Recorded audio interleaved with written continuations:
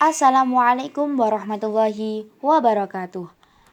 Perkenalkan, saya Titi Agustina dengan NIM 9325121119.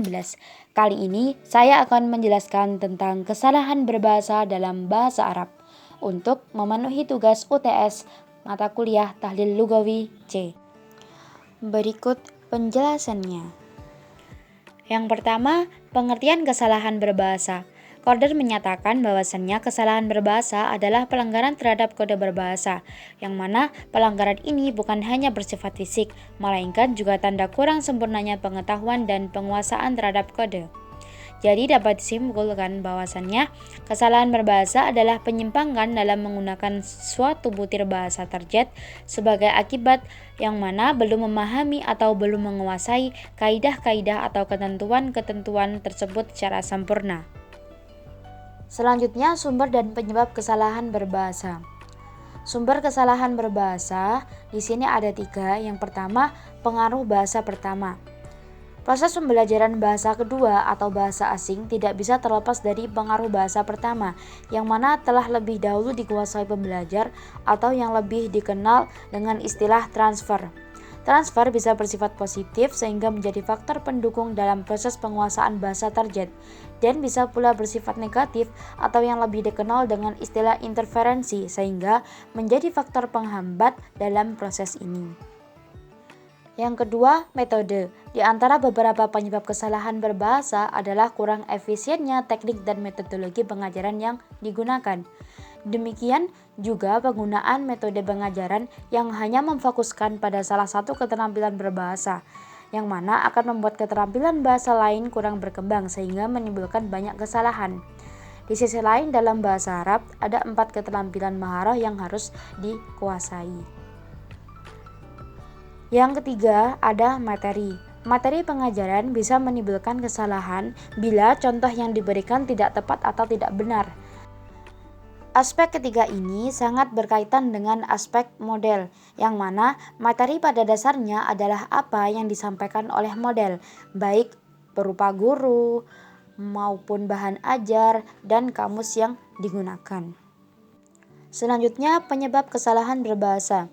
Pangkal penyebab kesalahan berbahasa ada pada orang yang menggunakan bahasa itu, bukan pada bahasa yang digunakan. Di sini ada 3 kemungkinan penyebab seseorang salah dalam berbahasa. Yang pertama, terpengaruh bahasa yang lebih dulu dikuasainya. Hal ini berarti bahwa kesalahan berbahasa dapat disebabkan oleh interferensi bahasa ibu atau bahasa pertama terhadap bahasa kedua yang sedang dipelajari oleh pembelajar.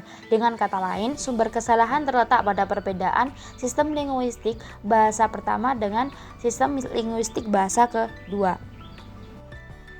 Yang kedua, kekurangpahaman pemakaian bahasa terhadap bahasa yang dipakainya. Yang ketiga, pengajaran bahasa yang kurang tepat atau kurang sempurna. Hal ini berkaitan dengan bahasa yang diajarkan atau yang dilatihkan dan cara pelaksanaan pengajaran. Bahan pengajar menyangkut masalah sumber pemilihan, penyusunan, pengurutan, dan penekanan. Cara pengajaran menyangkut masalah memilih teknik penyajian, langkah-langkah dan urutan penyajian, intensitas dan kesinambungan pengajaran, dan alat-alat bantu dalam pengajaran. Selanjutnya, signifikasi analisis kesalahan berbahasa.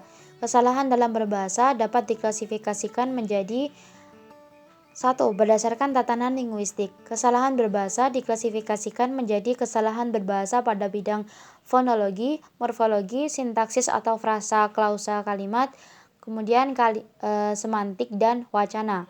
Nomor 2, berdasarkan kegiatan berbahasa atau keterampilan berbahasa dapat diklasifikasikan menjadi kesalahan berbahasa dalam menyimak, berbicara, membaca, dan menulis.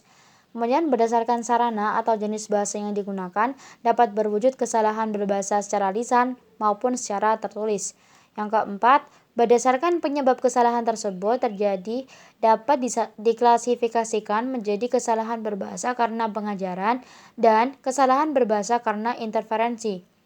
Yang terakhir, ada kesalahan berbahasa berdasarkan frekuensi.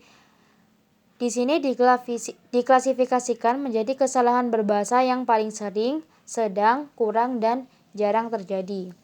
Sedangkan ragam kesalahan atau taksonomi berbahasa dapat diklasifikasikan menjadi 4, yaitu yang pertama taksonomi segi linguistik, yang kedua taksonomi siasat permukaan, yang ketiga taksonomi komparatif, yang keempat taksonomi efek komunikatif. Yang mana taksonomi tersebut mengklasifikasikan kesalahan-kesalahan berbahasa berdasarkan komponen linguistik atau unsur-unsur tertentu yang dipengaruhi oleh kesalahan atau berdasarkan keduanya. Selanjutnya, manfaat dan tujuan analisis kesalahan berbahasa. Dengan diadakannya analisis kesalahan berbahasa dapat membantu guru untuk mengetahui jenis kesalahan yang dilakukan, baik dari sifat kesalahan, sumber kesalahan, serta penyebab dari kesalahan tersebut. Apabila guru telah mengetahui kesalahan, guru dapat mengubah metode dan teknik mengajar yang digunakan dan dapat menekankan aspek mana yang perlu diperjelas dan menyusun rencana pengajaran remedial. Cordan mengatakan bahwasannya analisis kesalahan bahasa itu mempunyai 2 tujuan, yaitu tujuan teoritis dan tujuan praktis, yang mana tujuan yang bersifat praktis tidak berbeda dengan tujuan analisis tradisional. Sedangkan tujuan yang bersifat teoritis adalah adanya usaha untuk memahami proses belajar bahasa kedua.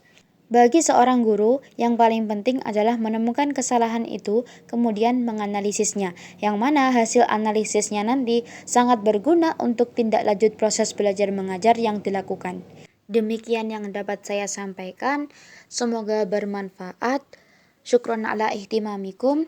Wassalamualaikum warahmatullahi wabarakatuh.